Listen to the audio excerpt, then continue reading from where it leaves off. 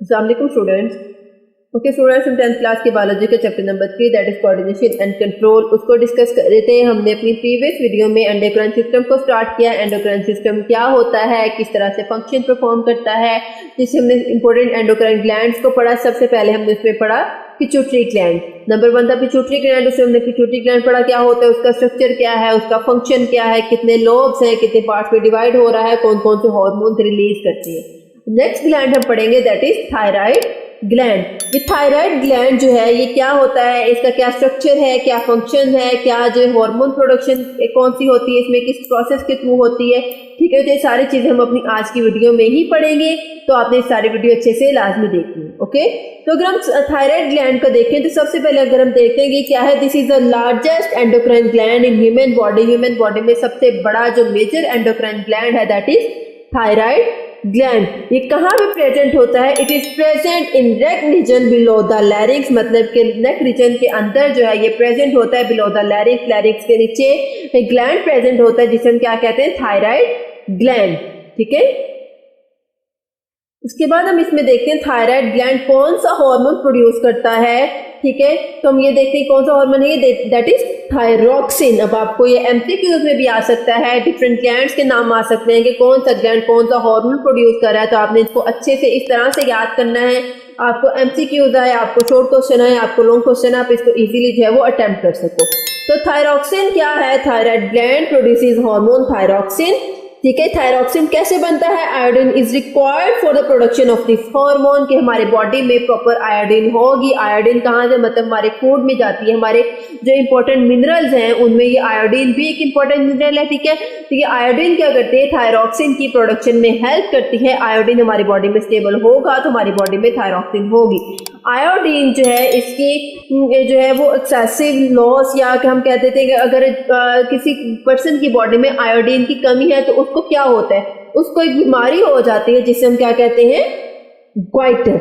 Goitre क्या है, if a person lakhs iodine in diet, thyroid gland can not make it's hormone.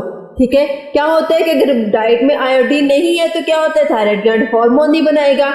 Hormone नहीं बनाएगा तो क्या होगा, थायराइड ग्लैंड इनलार्ज हो जाएगा। आपने अक्सर देखा होगा कि कुछ होते हैं, आपने बुक्स में, टीवी वगैरह में देखा होगा कि क्या होता है, थायराइड ग्लैंड के बड़ा होने की वजह से गला बड़ा नजर आता है, मतलब कि नेक रीजन हमें बड़ा नजर आता है। तो इस कंडीशन को हम क्या कहते हैं, गोइटर कहते हैं। ठीक है, ये क्या है, एक बीमारी है, इसको उर्दू में गिलड़ की बीमारी कहते हैं।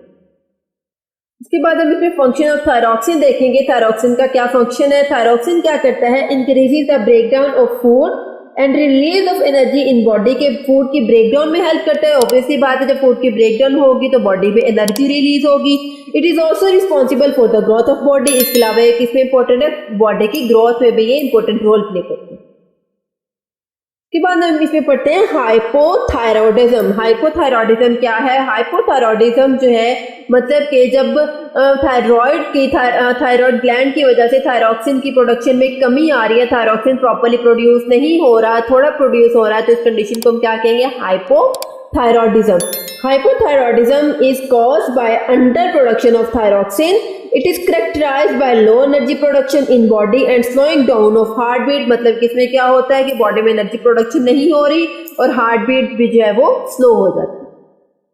ये तो हमने पढ़ लिया हाइपोथायरॉयडिज्म। अब हम पढ़ेंगे हाइपरथायरॉयडिज्म। ये क्या है, hyperthyroidism is caused by over production of thyroxine, मतलब कि जब बॉडी में थायरोक्सिन की प्रोडक्शन बहुत ज्यादा हो रही है तो इस कंडीशन को क्या कहेंगे, हाइपरथायरॉयडिज्म। इट्स की सिम्टम्स क्या है, increase in energy production, energy बहुत ज्यादा प्रोड्यूस हो रही है, हार्ट बीट इंक्रीज हो रही है, फ्रीक्वेंट स्वेटिंग मतलब पसीना बहुत ज्यादा आ रहा है, और हैंड में शिवरिंग हो रही है, हाथों में कपकपाहट आ जाती है। ठीक है, तो इस कंडीशन को हम क्या कहेंगे, हाइपरथायरॉयडिज्म।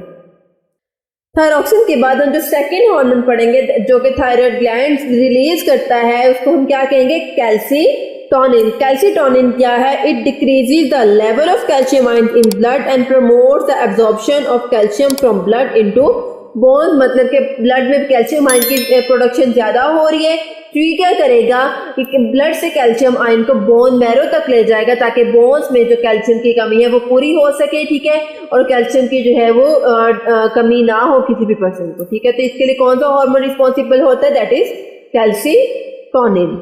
ओके स्टूडेंट्स, तो ये था हमारा आज का छोटा सा टॉपिक। आज के टॉपिक में हमने थायराइड ग्लैंड को पढ़ा। थायराइड ग्लैंड क्या है, कौन से हार्मोन प्रोड्यूस करता है, जिससे हमने 2 हार्मोन्स को पढ़ा, ठीक है, थायरॉक्सिन और कैल्सिटोनिन। आई होप आपको आज की वीडियो की अच्छी से समझ आई होगी। अगर आपको इस वीडियो में कोई भी कंफ्यूजन हो, किसी चीज़ की समझ ना आए तो कमेंट सेक्शन में जरूर पूछिए। ओके, तो अगर आपको ये वीडियो अच्छी लगे तो चैनल को लाइक कीजिए, सब्सक्राइब कीजिए, साथ ही बेल आइकन के बटन को प्रेस कीजिए। इससे आपको मेरी हर वीडियो का नोटिफिकेशन सबसे पहले देखने को मिलेगा।